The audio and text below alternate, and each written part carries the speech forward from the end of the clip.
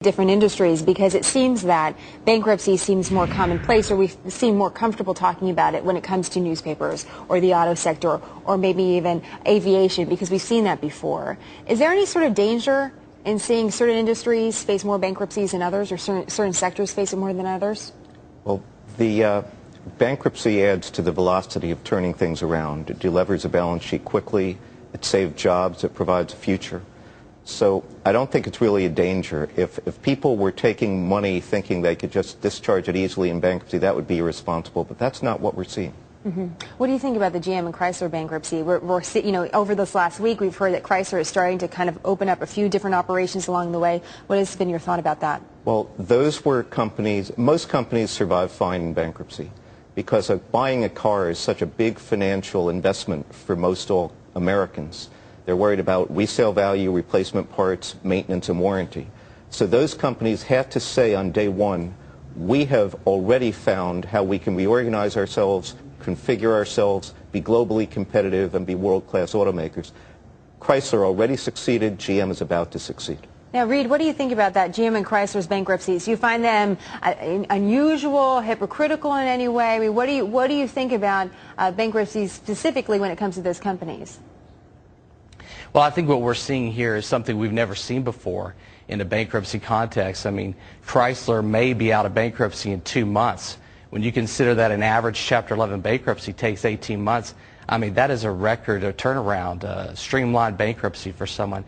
And I think it is a little bit hypocritical because we're looking at GM, for example, who's taking their secured creditors and cramming them down billions of dollars to restructure their organization, but yet they oppose the bankruptcy mortgage modification bill that would allow consumers to do the exact same thing with their mortgages in Chapter 13 bankruptcy. So you see a little bit of a, well, they could have helped on the one side, maybe the whole process overall, and they chose not to, and now they find themselves in a situation with a little bit different maybe projections than your average company out there.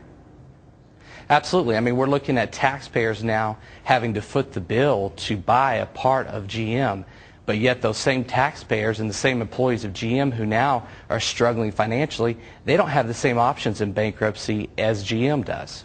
It's hard. It's hard to look at Chapter 11. Reed, maybe you can talk a little bit through this as well, because Chapter 11 for me, for example, means something drastically different than what it means for the automakers. Is there anything that's going to change in this process? I mean, is the process already far down the road for these automakers without the consumer having any sort of impact on what happens to them as they work through bankruptcy?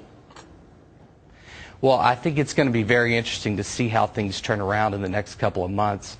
You know, Ford is going to have to probably get some concessions from their unions and their creditors to try to match what GM and Chrysler are getting so that they can stay competitive as well. Mm-hmm.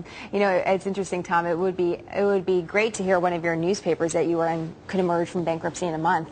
But it's different. It's a different type of sentencing almost for a newspaper going into bankruptcy than an auto company. Well, true. Of course, we have a very, intimate perspective to it, but it is very different. But on the other hand, I'm optimistic. I guess I'm here for. Why? Well, because I think we're in a major transition. I'm certainly not an economist, but I've been out there a long time, and I've seen. I think papers will always be around. I think there is a natural evolution to them, and they will adapt. And cartoons and comics will adapt along with it. You need that that lighter side of things with so much dark news, and so they'll always be here in some form. Martin, what do you think about the future of the newspaper industry?